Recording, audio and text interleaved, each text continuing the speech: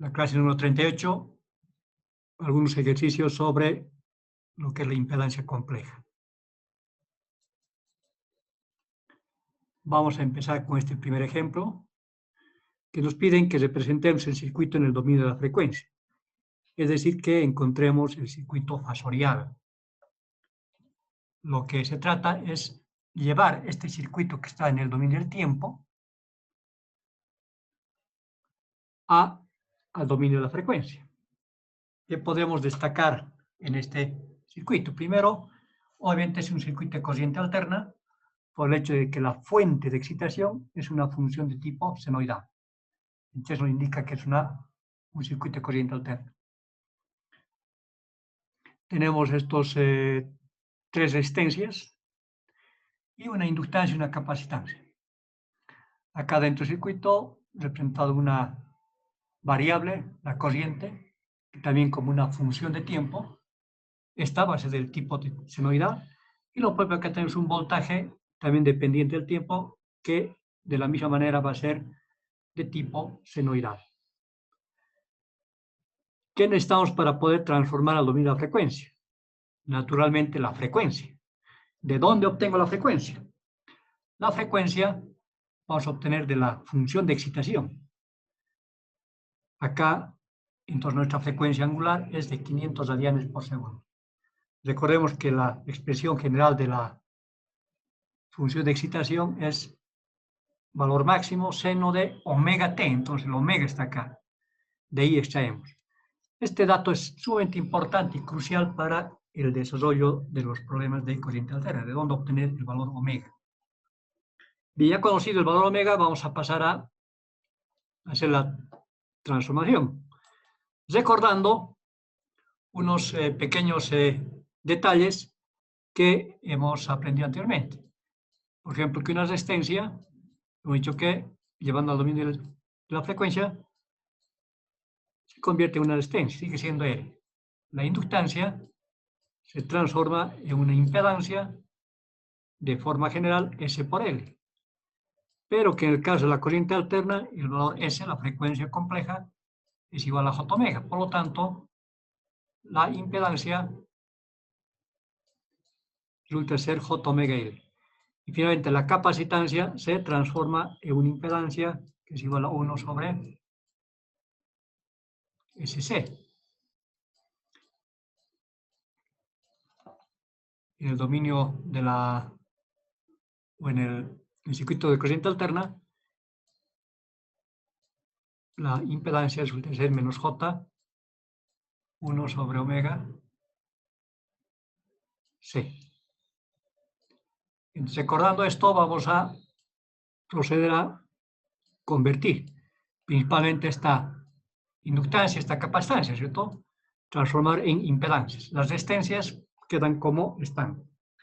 Y entonces empezamos inicialmente transformando nuestra fuente de excitación, que es una función de tipo senoidal, transformamos en un fasor. Para ello utilizamos el valor máximo, aquel valor máximo, y utilizo el ángulo de fase menos 30, ángulo de menos fase del fasor va a ser menos 30.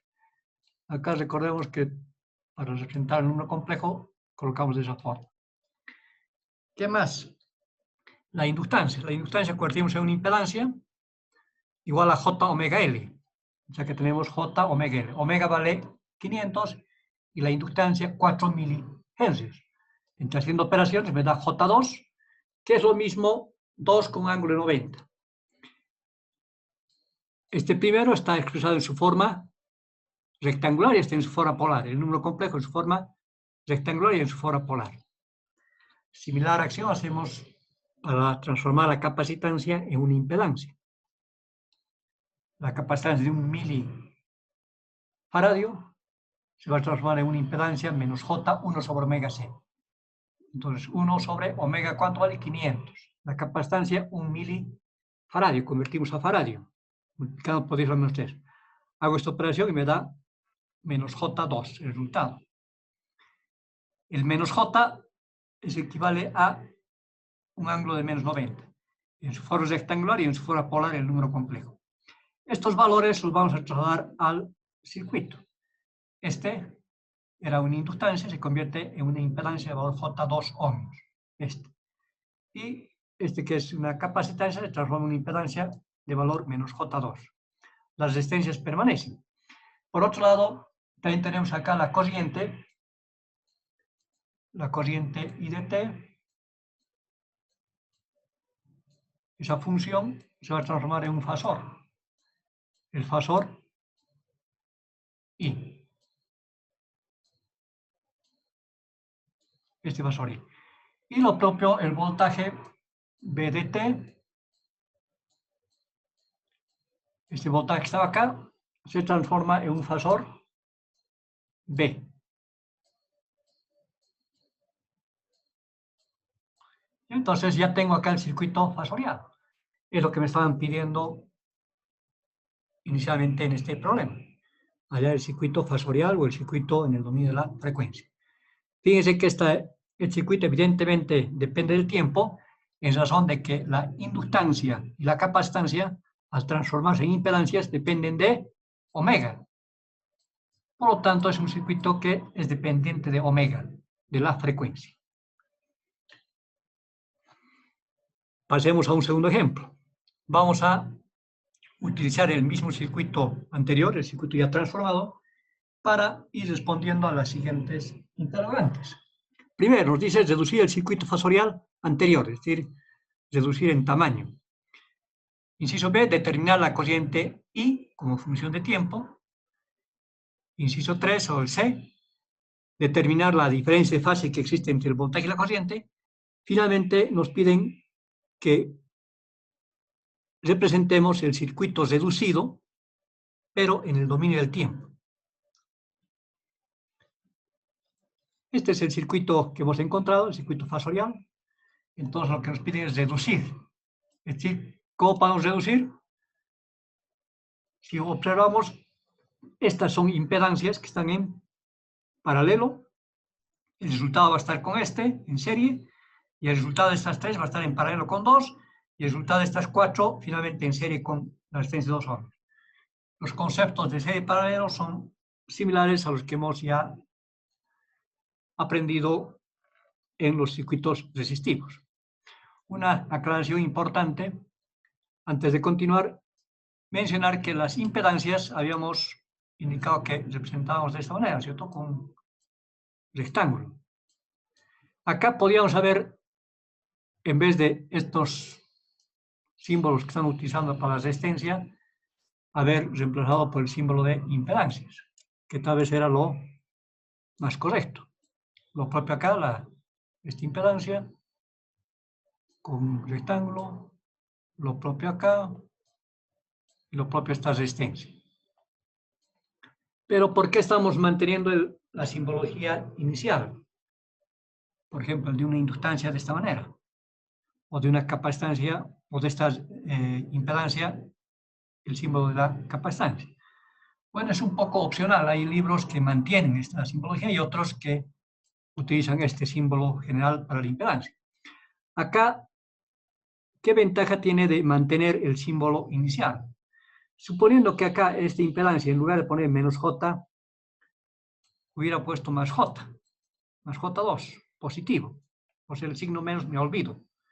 Si tuviera el rectángulo, perdería de vista qué elemento está acá y no percibiría de que hay un error, porque el más J corresponde a una reactancia inductiva, a una inductancia, y el menos J a una reactancia capacitiva, está relacionado con la capacitancia. Pero si estuviera simplemente el rectángulo y no se vería qué cosa hay acá adentro, de qué elemento, qué impedancia, de qué elemento se trata, el error de más J pasaría desapercibido.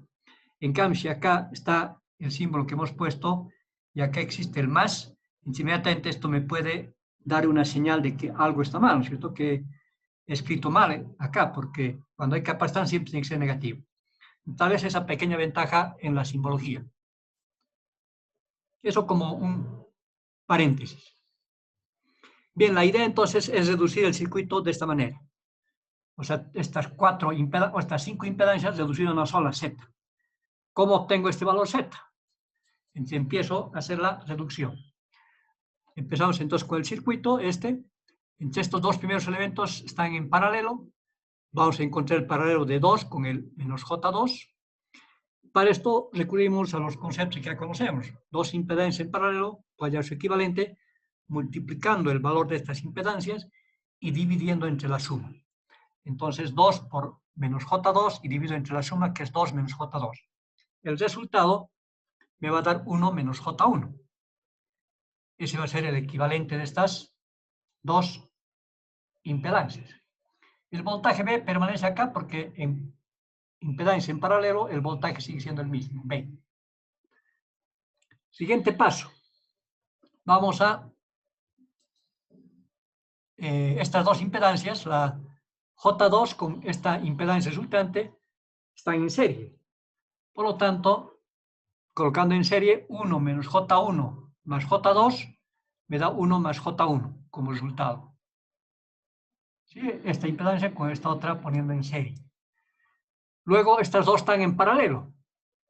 Como encontramos el paralelo, una impedancia equivalente, esta impedancia 1 más J1 multiplico por 2 y divido entre la suma de estas. Y por último, ese va a ser el resultado, y por último esta impedancia le sumo a la impedancia de 2 ohmios que tengo acá, que está en serie, para finalmente tener este circuito equivalente reducido. Acá al 2 le sumo la parte real, simplemente 4 quintos más 2 me da 14 quintos. Y la parte imaginaria permanece con J 2 quintos. Entonces, esta es la respuesta a esa primera interrogante. A lo que ya podemos anticipar en este resultado que hemos obtenido acá es esta parte real corresponde a la resistencia del circuito y esta parte imaginaria, como es más J, corresponde a una reactancia inductiva. El más J es con la inductancia, lo que dijimos al rato, ¿cierto? Acá más J es con la inductancia. Y cuando es menos J está relacionado con la capacitancia. Entonces vemos acá que nuestro circuito es predominantemente inductivo, porque la parte imaginaria me salió positiva, entonces predomina la inductancia respecto a la capacitancia. Siguiente pregunta. Nos piden que encontremos la cociente I como función de tiempo. Este era nuestro circuito reducido, en el cual hemos añadido la impedancia en su forma polar, en su forma rectangular, parte real, parte imaginaria. En su forma polar, el módulo y el ángulo. ¿Cómo determino la cociente?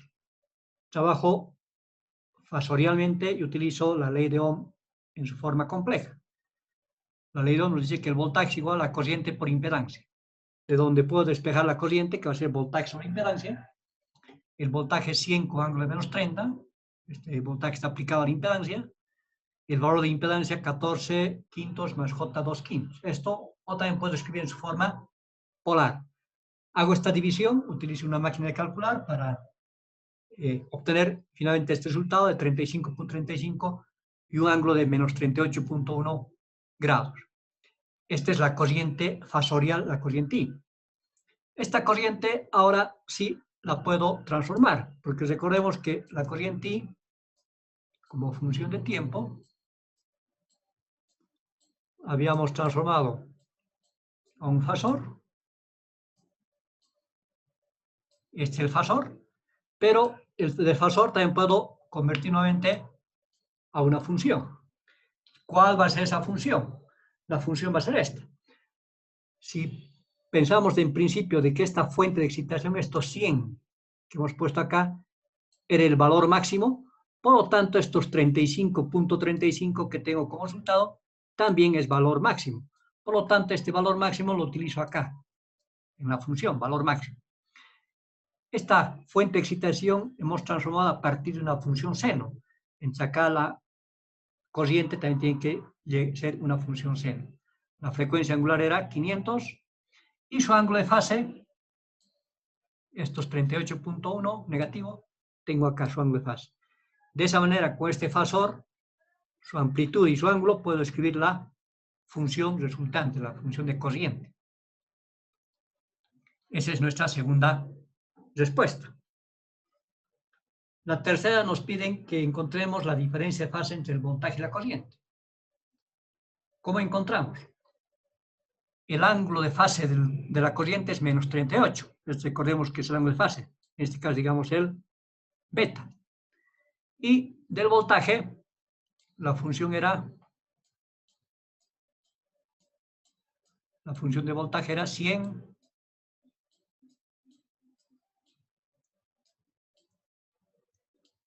seno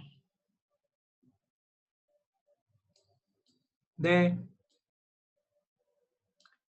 500t menos 30, ¿no es cierto? Esa era la función de excitación del voltaje. Su ángulo de fase es menos 30, es decir, es el alfa. ¿Cómo encuentro la diferencia de fase? Es alfa menos beta. El ángulo del voltaje menos el ángulo de la corriente. Hago esa operación.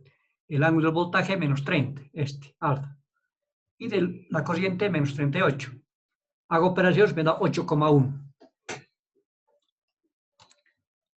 ¿Qué podemos decir respecto al adelanto o retraso de estas funciones?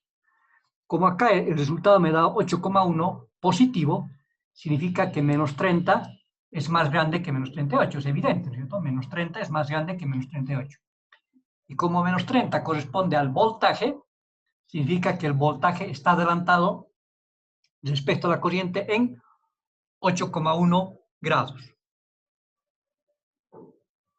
O al revés, que la corriente está retrasada respecto al voltaje.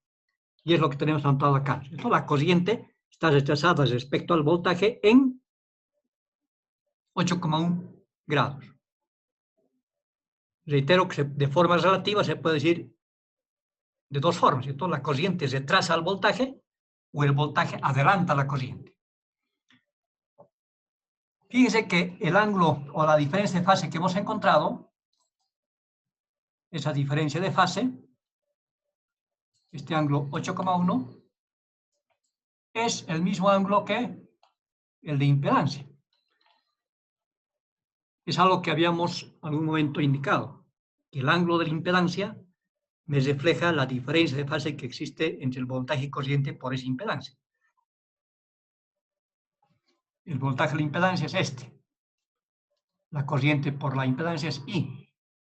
Entonces la diferencia de fase entre estos dos es 8,1, que es el ángulo de la impedancia. Otro detalle que podemos observar acá es que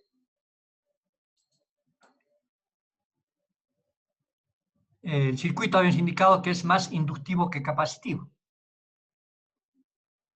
porque la parte imaginaria era positiva, ¿cierto? Entonces, en un circuito que es de tipo inductivo, que es más inductivo que capacitivo, la corriente retrasa el voltaje. Es un aspecto que habíamos mencionado en clases pasadas y les dije que deberían ustedes recordar, porque es parte de sus conocimientos básicos que deben adquirir, porque en cualquier momento en una materia posterior va a haber esa pregunta. En un circuito inductivo, ¿la corriente adelanta o atrasa el voltaje? La respuesta contundente tiene que ser que la corriente retrasa al voltaje en un circuito de tipo inductivo.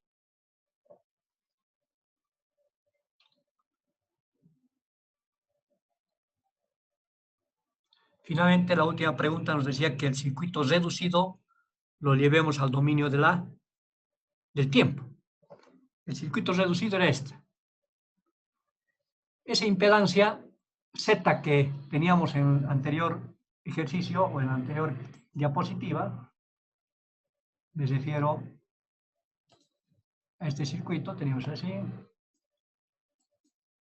y acá la impedancia. Esta impedancia era Z.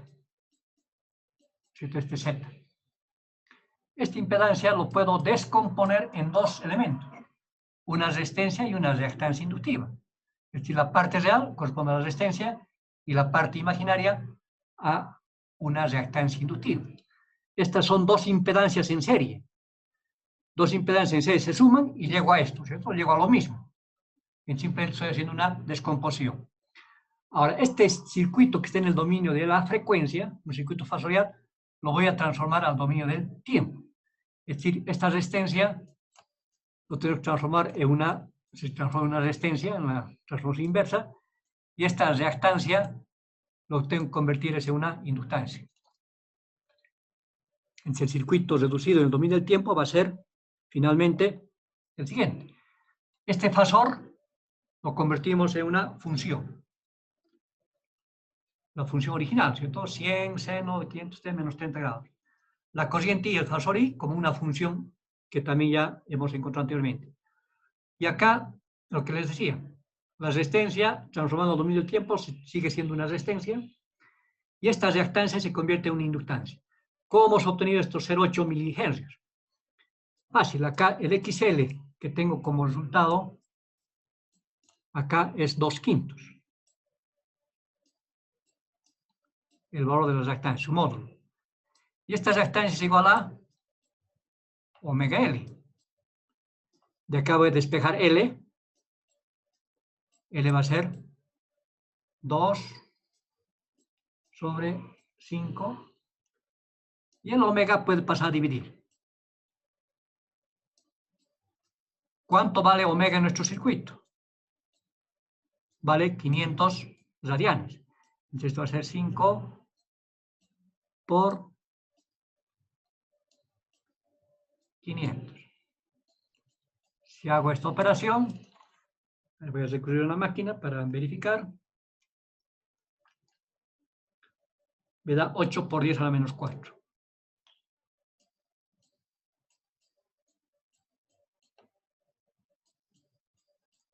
Y 8 por 10 a la menos 4 es 0,8 por 10 a la menos 3. Y el 10 a la menos 3 lo traduzco en milihenrios, en 0,8 milihenrios. Entonces ahí obtenemos este resultado. Entonces este circuito que tengo acá es el circuito reducido, que está en el dominio del tiempo. Llegar a este circuito hubiera sido imposible partiendo de o trabajando con el circuito original. Con este circuito original, con este. ¿Por qué era imposible? Porque finalmente acá una resistencia, esta resistencia con esta capacidad no puedo hallar en paralelo. Uno está en ohmios y otro está en faradios. No se puede hacer ninguna operación. Entonces eso hace posible la reducción transformando todos a impedancias. Al transformar a impedancias, fíjense que acá el circuito, todos tienen los elementos ohmios, ohmio, ohmio, ohmio, ohmio, todas las impedancias. Entonces ya hemos podido hacer la reducción porque tienen las mismas unidades. Entonces, la única forma de reducir el circuito hasta el dominio del tiempo es pasando por la transformación a un circuito fasorial, trabajar en el circuito fasorial y luego a partir del circuito equivalente final fasorial podemos hacer la transformación. Entonces, este circuito fasorial, lo transformo en un circuito en el dominio del tiempo.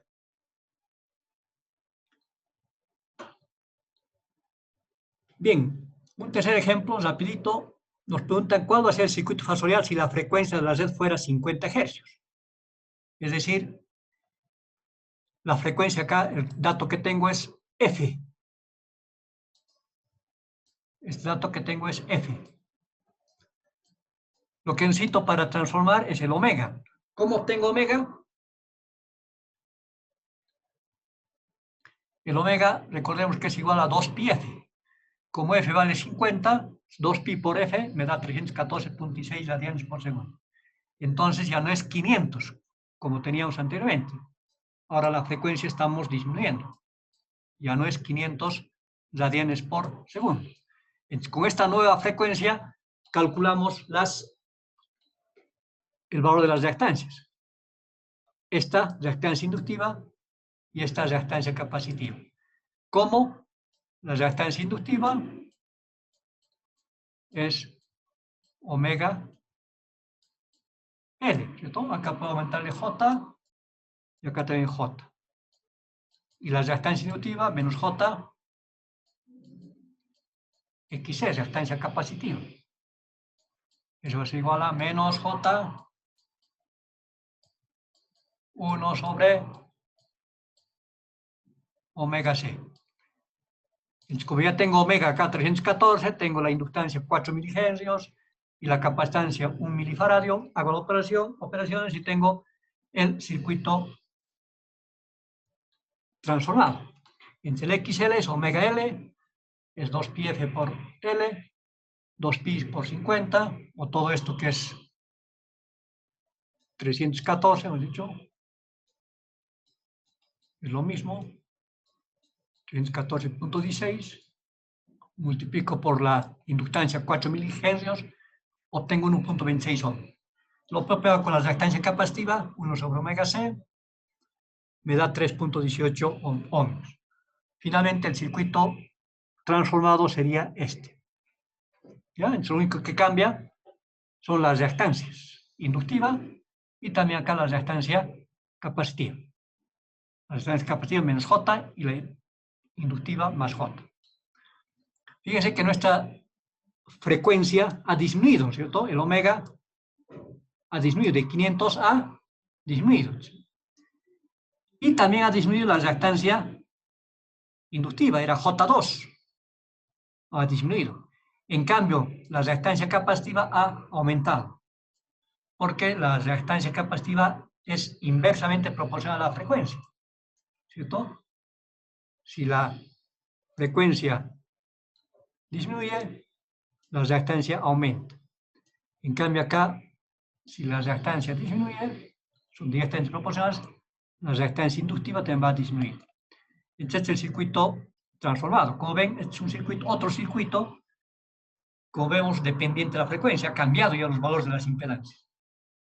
Es dependiente de la frecuencia.